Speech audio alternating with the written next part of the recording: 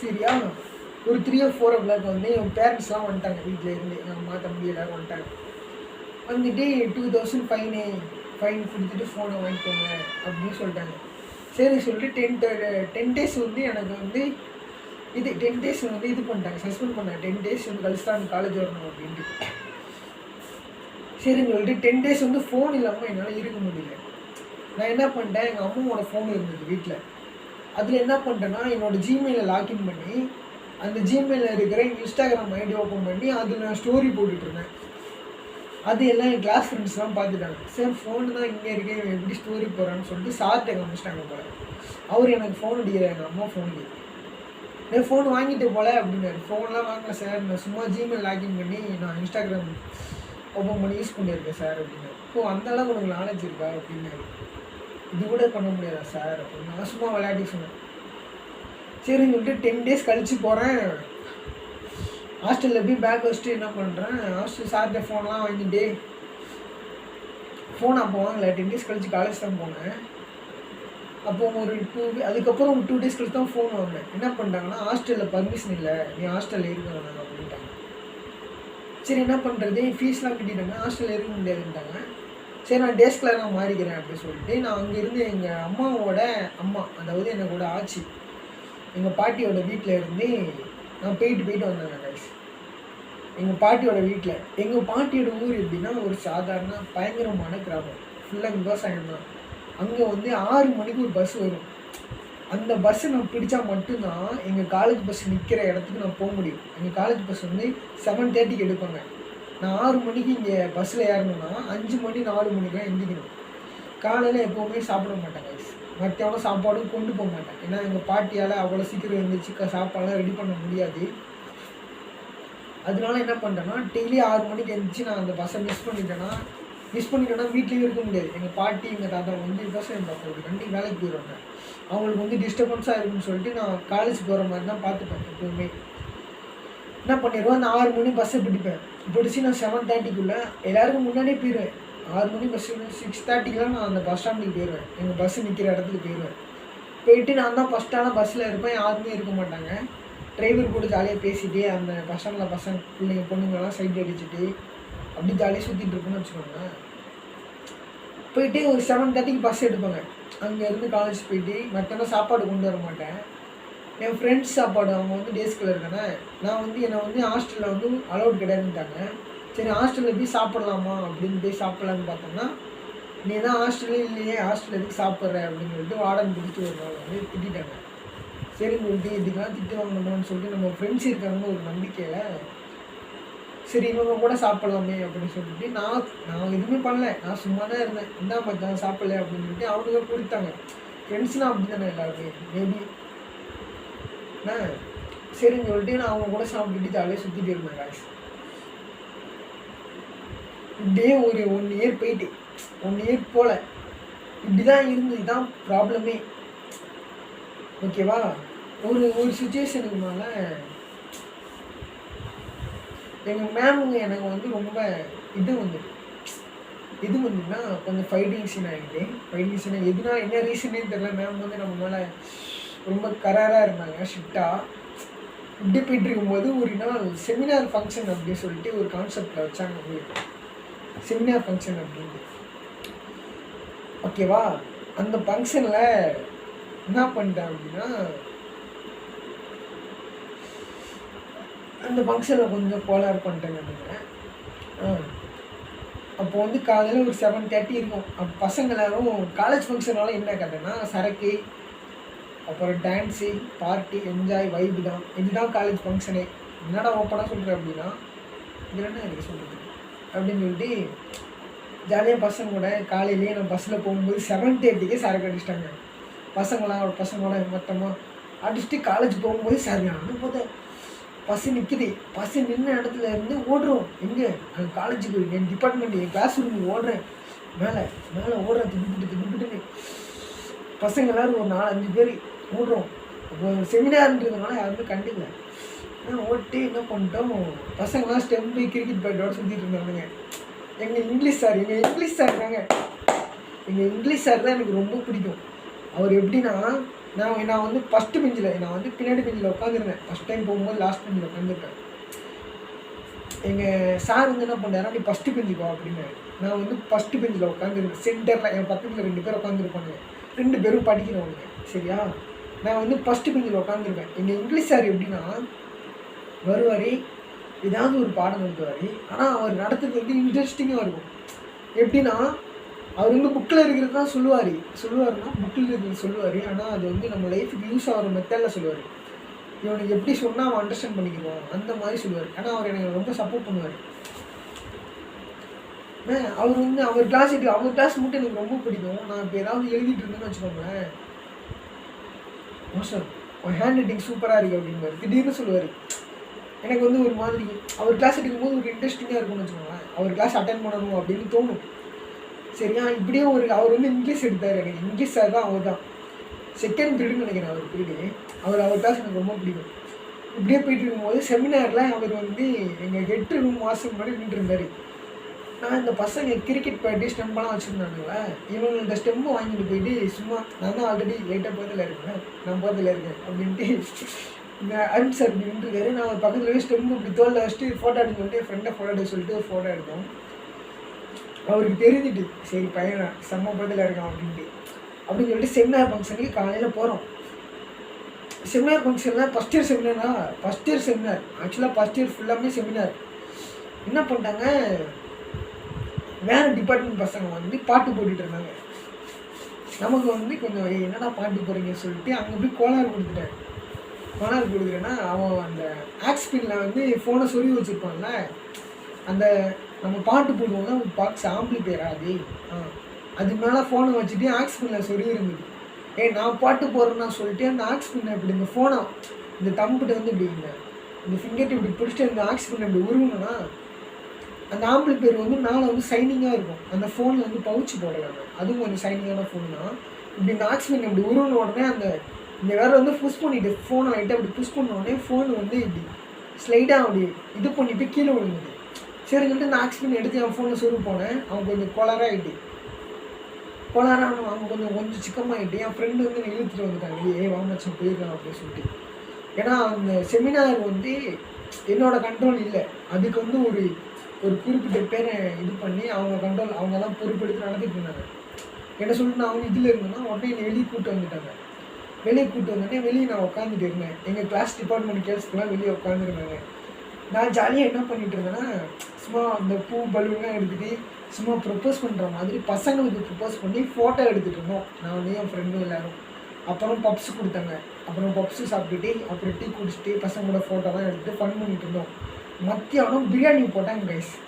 ஆக்சுவலாக எங்கள்கிட்ட சொன்னது என்னென்னா, என்ன சொன்னார்னா எங்கள் ஹெட்டு பிரியாணி, சிக்கன் பிரியாணி 65, அப்புறம்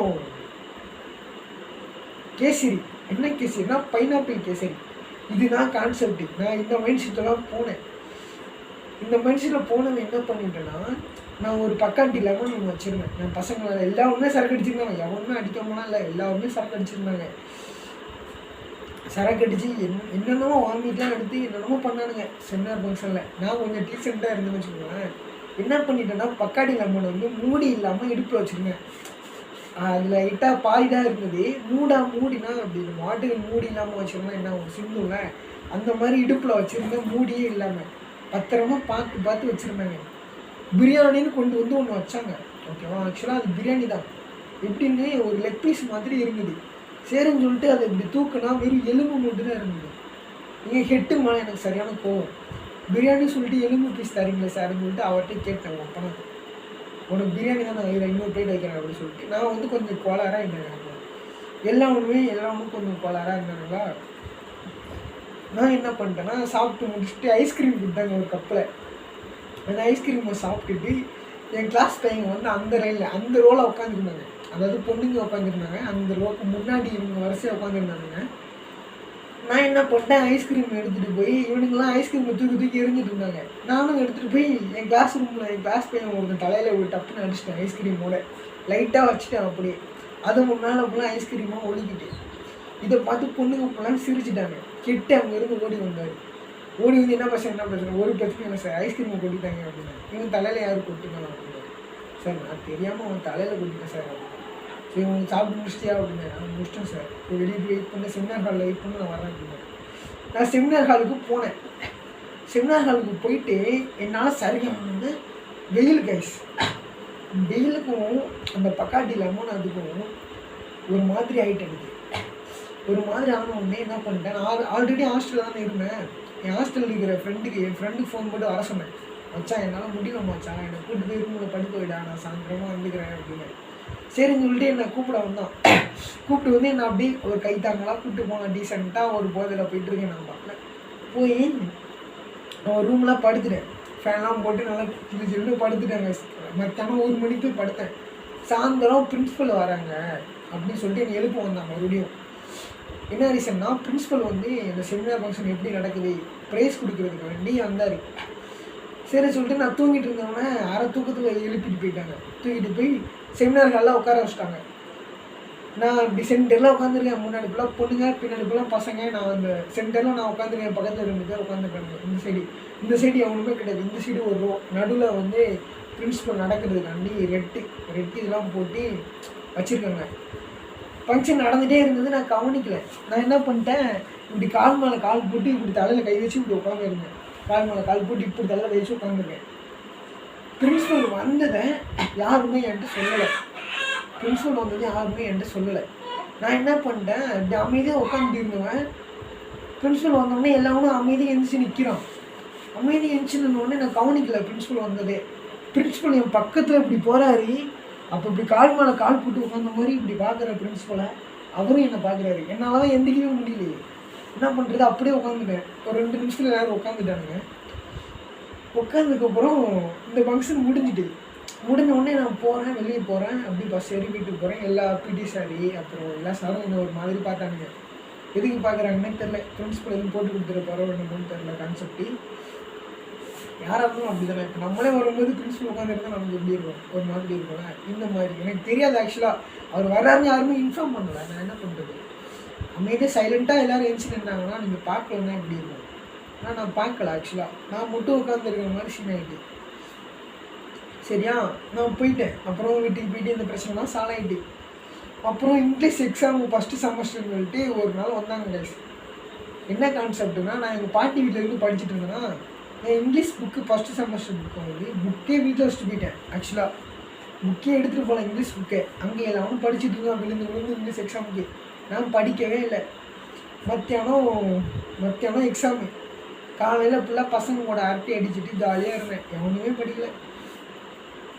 நான் பாட்டில் பாட்டு பாடிட்டு இருந்தேன் கிளாஸில். என்ன பாட்டுனா, மத்தியானம் இந்த ஒரு கானா சாங் ஒன்று வருமே, பாடி பாடி ரோட்டோரும் மாமா வீடு ஓலப்பட்டா ஃப்ளாட் பாரும் அப்படின்னு ஒரு பாட்டு பாடிட்டு இருந்தேன் ஜாலியாக கிளாஸில். இதை வந்து 2 பொண்ணுங்க பார்த்துட்டானுங்க. பொண்ணு பார்த்துட்டோடனே ஏன்னா நான் அவளே பார்த்துட்டு இருக்கேன். கான்செப்ட் என்னன்னா, நான் சும்மா ஜாலியாக பார்த்துருந்தேன். இதெல்லாம் ரொம்ப சீரியஸாக எடுத்துக்கிட்டேங்க. சும்மா பார்த்துட்டு இருக்கேன் ஜாலியாக. அவளும் பார்த்துட்டே இருந்தா.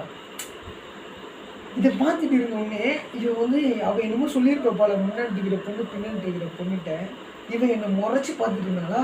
அப்போ எங்கள் இங்கிலீஷ் சார் வந்து உள்ளே வந்துட்டார். இங்கிலீஷ் சார் வந்து அவன் என்னை முறைச்சி பார்த்துட்டு அவர் பார்த்துட்டு அவர் சும்மா பண்ணா, என்னாச்சு ஒன்றும் இல்லை அந்த பொண்ணு ஒன்றும் இல்லை சார் சும்மா சார் அப்படின்னு. ஓகேன்னு சொல்லிட்டு யார் இங்கிலீஷ் எக்ஸாம் படிச்சிட்டிங்களான்னு கேட்டார். படிச்சிட்டோம் சார் அப்படின்னாங்க. நான் ஒன்றுமே சொல்லலை. சரின்னு சொல்லிட்டு இங்கிலீஷ் எக்ஸாம் எழுத எல்லோரும் எக்ஸாம் ஹாலுக்கு போயாச்சு. நான் தான் படிக்கவே இல்லையே. லைட்டாக ஒரு மெடிடேஷன் மட்டும் பண்ணிகிட்டு இருந்தேன். அது வந்து ஃபஸ்ட் செமஸ்டரில் மெடிடேஷன் மட்டும் பண்ணிட்டு எக்ஸாம் ஹாலுக்கு போகிறோம். எக்ஸாம் ஹாலில் இங்கிலீஷ் கொஷின் பேப்பர் கையில் வருது. கையில் வந்த உடனே எழுதுறேன் கைஸ். ரொம்பலாம் எழுதலை, 2 பேஜ் தான் எழுதுனேன். பாஸ் மார்க் வந்து 25 50 எடுத்தாலே ஜஸ்ட் ஃபஸ்ட் ஓகே அப்படின்றது. நான் தான் படிக்கவே இல்லையே, என்ன பண்ணலாம் அப்படின்னு பார்த்தேன். அதில் வந்து டைலாக் ரைட்டிங், அப்புறம் சூஸ் த கரெக்ட் ஆன்சர், அப்புறம் yes or no question, singular plural, இந்த மாதிரி சூப்பர் கொஸ்டினாக இருந்தது. நம்ம தான் இதில் பூந்து விளாடுமே சொல்லிட்டு நான் பாட்டில் எழுதி தள்ளிட்டேன். வந்துட்டு 15 எல்லாமே 5 மார்க் தானே, 15 மார்க் வந்துட்டு 15 அப்படி இப்படின்னு 2 மார்க் அதெல்லாம் பிட்டடிச்சு எழுதுனதில் ஒரு 20 மார்க் வந்துட்டு. ஆக்சுவலாக பேப்பர் கொடுக்கும்போது நான் மாட்டிக்கிட்டேன்.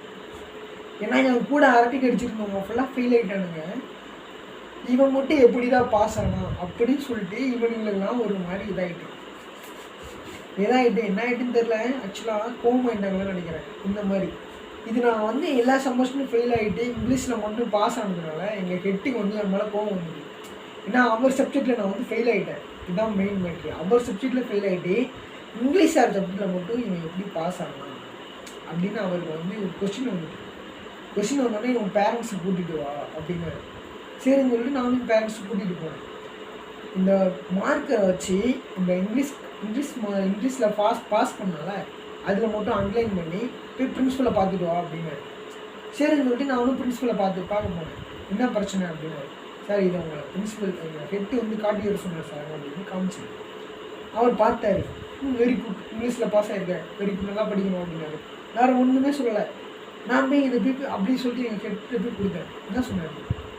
சார் நல்லா படிக்கிறேன், நல்லா படிதான் சார் சொன்னார். இப்படியே சொன்னார் அப்படின்னாரு. ஆமாம் சார் அப்படின்னு. சரி ஓகே கிளாஸுக்கு போ அப்படின்னாரு. ஓகே சொல்லிட்டு அப்புறம் கொஞ்ச நாள் கழிச்சு எங்கள் அம்மா வந்து இந்த மேம் பார்க்கணுன்னு ரொம்ப இது பண்ணாங்க. எனக்கு வந்து ரொம்ப கடுப்பாயிடுது மேம். ஏன்னா என்னை உட்கார வச்சுட்டு எங்கள் அம்மா வெளியே உட்கார வச்சு ரொம்ப நேரமாக என்கிட்ட பேசிகிட்டு இருக்கு மேம். எனக்கு வெறியாகுது எங்கள் அம்மாவை தனியாக விட்டு வந்துருக்கேன். வெறியாமா அவளை யாராக இருந்தாலும் வெறியாகும். சரின்னு சொல்லிட்டு நான் அந்த மேம்கிட்ட ரொம்ப நேரமாக பேசிகிட்டே இருக்கேன். பேசி முடிச்சுட்டு வந்துட்டோம். எங்கள் மொளை வீட்டுக்கு போயிட்டு அப்போ ஒரு நாள் வந்து எங்கள் மேம் ஃபஸ்ட்டு பெஞ்சில் உட்காந்துருந்தா எங்கள் மேம் வந்து கிளாஸ் எடுக்கிறாங்க. ஆக்சுவலாக எங்கள் மேம் கிளாஸ் எடுக்கல, எங்கள் சார் கிளாஸ் எடுக்கிறாங்க. இப்படி தான் என் காலேஜ் லைஃப் போச்சு.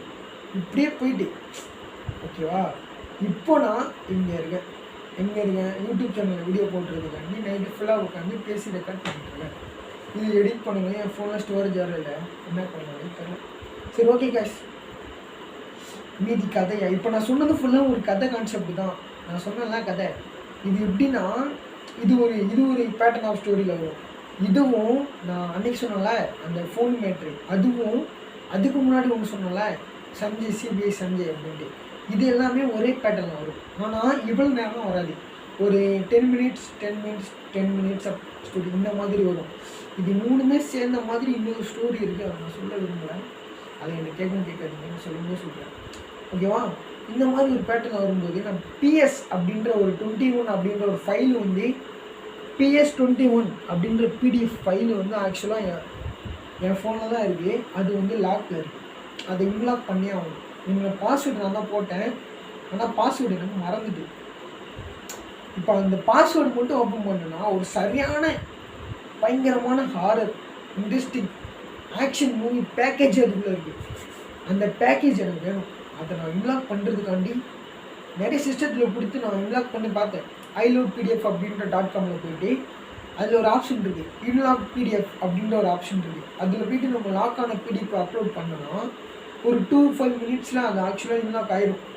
நான் அப்படியே கொடுத்து பார்த்துட்டேன். நீங்கள் வேணால் செக் பண்ணி பாருங்கள். ஜஸ்ட் ஒன்றும் இல்லை, உங்கள் ஃபோனில் க்ரோம் பேஜ் ஓப்பன் பண்ணிக்கோங்க.